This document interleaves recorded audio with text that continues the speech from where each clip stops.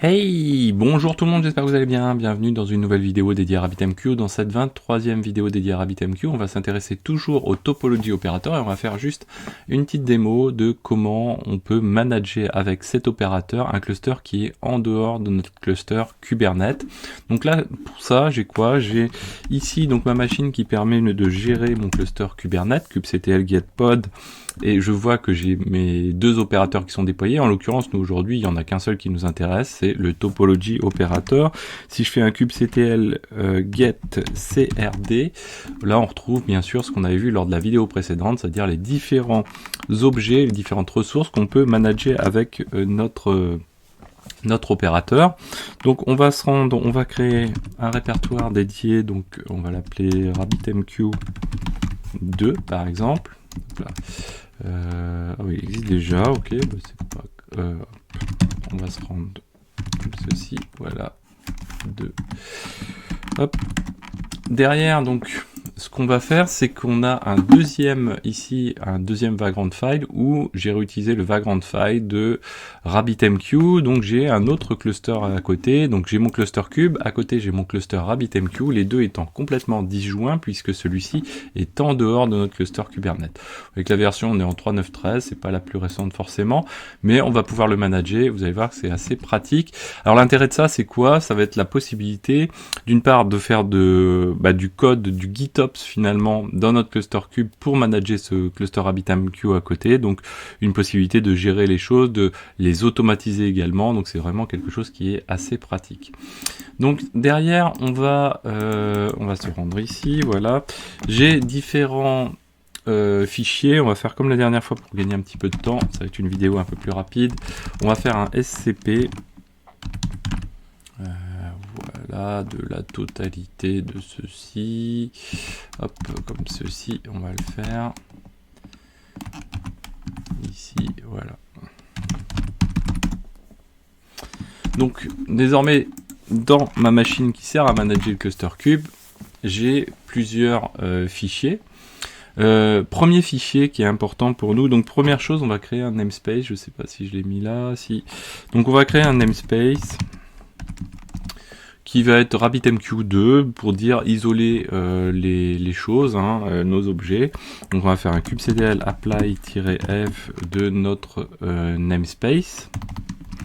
Donc ça, tranquille. Donc là, je peux vérifier avec kubens, je peux switcher de namespace éventuellement.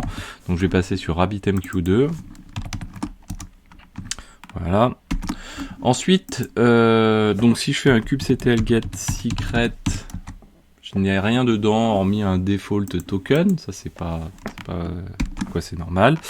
Derrière, je vais m'intéresser donc à un premier jeu de manifeste, un manifeste sur lequel je vais créer un secret. Donc souvenez-vous, on avait créé des secrets précédemment pour la gestion des utilisateurs, et par défaut RabbitMQ a besoin aussi également de secrets pour gérer une connexion avec un cluster RabbitMQ. En l'occurrence, donc nous on est sur du string data, le mieux ce serait d'être sur du data avec l'encodage de user, de password, etc. Et encore le mieux ce serait encore de stocker ça à l'extérieur.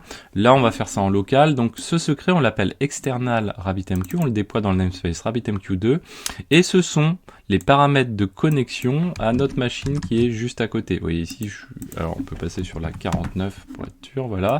Donc xavkey, password, hop, et j'arrive à me connecter dessus. Donc le tout c'est d'avoir l'idéal c'est un utilisateur dédié au management avec les droits qui lui sont propres. Et derrière, ici, on va se connecter dessus. Alors nous, on est en HTTP, on pourrait être en HTTPS. Sur le port 15.672, le mieux, on l'a vu avec Consul, c'est d'avoir un DNS pour servir cette adresse. Et donc, on va enregistrer ce secret, ça reste un secret, dans Kubernetes. Donc kubectl get secret,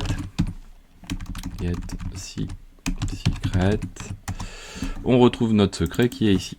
Et ce secret est très important puisque derrière, il va nous permettre d'aller, donc si on prend 0, 1 comme ceci, d'aller ensuite l'utiliser pour pouvoir manager des éléments de notre cluster. Donc on fera référence toujours à cette connexion. Donc là par exemple on va créer un vhost, le vhost 2. Donc si on se rend dans les vhosts de notre cluster qui n'est pas encore managé vraiment, vhost, voilà, on n'a qu'un vhost pour l'instant. Et bien dans ce vhost 2, ext-vhost 2, on va dire que cet objet va être créé, donc de type vhost va être créé dans le namespace RabbitMQ2, et derrière ça va permettre sur la machine distante de créer, donc là ça va permettre d'identifier ce qui est managé à l'intérieur et ce qui est managé à l'extérieur de notre cluster Kubernetes. Le ext c'est moi qui l'ai rajouté par convention, et derrière sur notre cluster distant on va créer un vhost 2, et pour ça on va faire référence à un cluster, vous voyez, sous forme de secret cette fois-ci.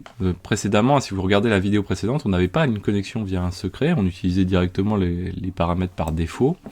Et derrière, donc on lui précise le secret qu'on va utiliser, c'est celui qu'on vient de créer, external RabbitMQ. Donc kubectl apply -f01, donc on va créer notre vhost. Donc si je fais un kubectl get vhost, on a ce vhost qui vient d'être créé. Donc là on le retrouve ici, vous voyez, vhost 2, on va le retrouver aussi, alors là il faut juste rafraîchir, mais dans la liste déroulante. On peut faire un kubectl describe vhost, vhost comme ça, singulier, comme ceci. Et là on peut voir effectivement qu'il a bien été aussi déployé, il n'y a pas eu de souci. Deuxième élément, on va s'intéresser à créer une queue cette fois-ci. Donc pour créer une queue, alors on n'a pas créé d'utilisateur de mémoire, je crois pas qu'on en crée un, mais c'est pas grave, on aurait pu créer un utilisateur comme on l'avait fait précédemment.